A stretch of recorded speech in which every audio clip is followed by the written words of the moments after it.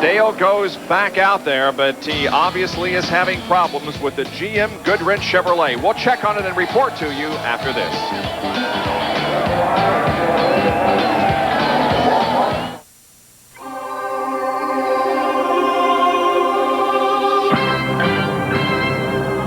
On Friday, the 18th of June. Sparkplug 500 NASCAR Winston Cup race. We go down to John Kernan, who has a report now on Dale Earnhardt's problems. Bob, you see Richard Childers and the crew, Andy Petrie, the crew chief, David Smith, and Danny Lawrence. They're all talking things over. What they think is the front oil seal may be leaking, but because they haven't seen any evidence of smoke while the car is out on the racetrack, they figure it's only leaking whenever it is stopped. We will further update you on this as soon as we can. Right now, these guys are very, very busy. Let's go down pit road to Dr. Jerry Punch. And Mark has climbed down on the Valvoline Ford. Mark, you had a good day going out there, and suddenly it was over. What happened? Well, the water pump belt came off of it for some reason, and I didn't, I burned it up. I didn't see it get hot. No indication, just came off and the engine temperature just suddenly went up? No, really. I just burned the motor up and then coasted in, and we looked, and the water pump belt wasn't on. That's really how it happened. Tough break for Mark Martin. He's able to smile, but boy, what a tough day he's had here. Bob? Thank you very much, Jerry and John. And as we indicated, Fastmasters debuts this coming Saturday night on ESPN Saturday Night Thunder at 8 o'clock Eastern Time. Bob Aiken, Bobby Allison, Gary Bettenhausen, Jerry Grant, Dick Greer, Fred Lorenzen, Ed McCulloch, Jim McElreath, Troy Ruttman, and Dick Trickle are the drivers in the first race this coming Saturday night. The punishment Whatsoever. In fact, the field is just now coming off corner number 3. You can see Doyle Ford giving them the keep it steady, guys. And now the green comes out. The accelerators go down, and we're back to racing. One car missing in that group, Bob, is Darrell Walker being the Western Auto Chevrolet to pull his car into the garage area with an engine problem. And we see, is that Earnhardt going on the inside, the Goodwrench Chevrolet, trying to get back to the front? That was Rick Mast.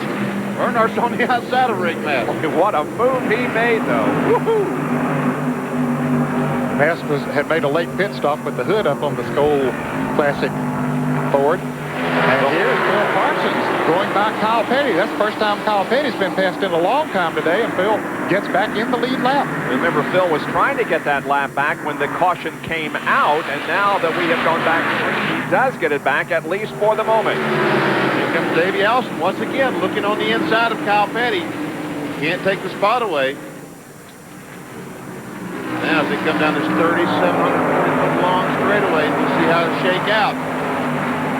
Hud Strickland is the 4th car there, but he's a lap down. And once again, they fan out 5 wide, coming down the 3,740-foot front stretch. Here again, Sterling Marlin pulled out. Trying to go by Hudson. Couldn't make it, and there's Jeff Bodine on the inside of Bill Elliott. Meanwhile, Earnhardt trying to get by these cars. He's going to make it 3 wide there in the north, the Long Pond straightaway. Nope. Decided that wasn't the time to do it. Brett Bodine tries to make a move in the Quaker State Ford. Up front, now Phil is back to a lap down, and Kyle and Davey are in front of him.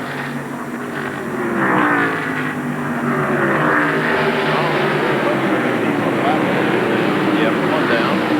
And Harry Gadd is running 3rd. Yeah, he's going to be a man to contend with before this race is over. He's just been sticking right in there, inching his way up. 4th is Marlin and 5th is Spencer. We're riding with Sterling Marlin, the Ray Vestas Ford. The in-car cameras, the Race Fans Unlimited. And he's going by here again. We got a good run on him down the straightaway and drafted right on past. That's Sterling Marlin taking over the 3rd position. Spencer got a little loose there in the car number 12. Pushes squared away, though, keeps his position. Caution flag was a break for Jimmy Spencer because, remember, we had reported he was dropping back, so he was able to catch up, make the adjustments on his car. We'll see if they've been able to fix the Meineke muffler Ford. Sterling Marlin's best finish of the year has been a 9th. That came at Daytona and North Wilkesboro. Right now, he is 3rd. And I tell you what, that car has been running a lot better than his finishing position. Oh, yeah. Kyle continues to lead Davey off the 3rd corner once again. Now Jimmy Spencer, who's right behind Harry Gant, looks for his spot. There's Dale Jarrett and Kenny Schrader, and Schrader pulls out the pass. Schrader just drives right on by Dale Jarrett down the straightaway. Man, that looks so easy. Schrader was the pole sitter. Pick up a bonus. 53,200. Right. Unical Challenge. That's what it's up to. 53,000. And Dale Jarrett slows suddenly going into turn 2. There's Earnhardt, who's continuing to try to get back up to the front. Maybe that's why Dale Jarrett is able to go by Jarrett so easily. Yeah, a lot of other cars going by right now as we watch Earnhardt back further in the pack.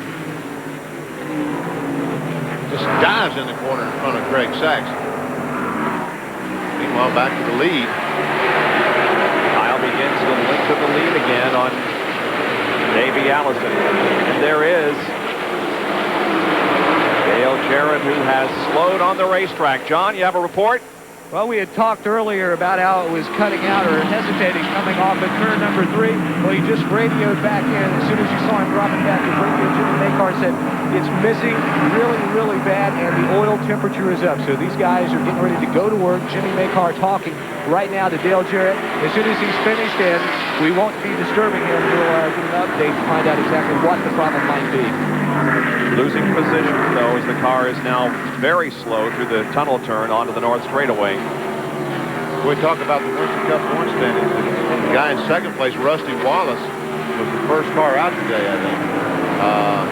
And now Dale Jarrett, who was in third place, is having problems. So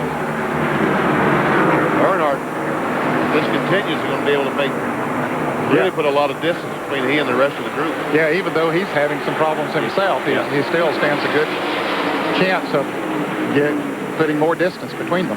Those in the top 5, of course, Davey Allison is having the best run. Second, coming into this race, fourth at the points. 245 behind Earnhardt. And he was only 22 behind Jarrett, so he stands a good chance to move up. Yeah. Well, Dale Jarrett started 21st. Is currently 14th. His highest was the lead on lap 59. His lowest has been his starting position, 21st. And John, what else have you found out? Well, I just talked to Jimmy Makar. He says he's not quite sure what the problem may be, but they may have broken a valve spring. And that was something that had concerned a lot of these teams because of the RPM range that they are running as they are shifting a couple of times on this racetrack. They're putting a little more strain on the motor. In fact, Richard Childers told me that was one of his big concerns this morning was the valve train. He says if you're going to have problems, that's where it will probably start first, and that may be the problem for Dale Jarrett. Well, that engine building piece that you did, Benny, is really important because now we can visualize what's wrong with the Interstate Batteries car. Exactly. The valve springs on top of the heads. They have to go up and down so many times. They're turning these engines 8,800 RPMs at the end of these straightaways, and they wasn't turning that many RPMs down the long front straightaway, so they put a transmission in it. So they turned 8,800 down that straightaway, and how they stay together is beyond me. When I stopped driving in 1988, when the car got to 8,000 RPM, you were terrified to not stay together. And now they're up to close to 9,000. When I quit driving in 66, if you got above 6,500 RPMs, you were in right? Yeah. Kyle Petty continues to lead in Davey Allison second, and the word is that there may be some oil seen from the number 3 car of Dale Earnhardt. And we will keep an eye on that. Remember, John reported that could be leaking oil only when it's standing still, but they're watching the car very, very closely. We'll update you in a few moments. Kyle Petty leads at the Champion Spark Plug 500. Stay with us.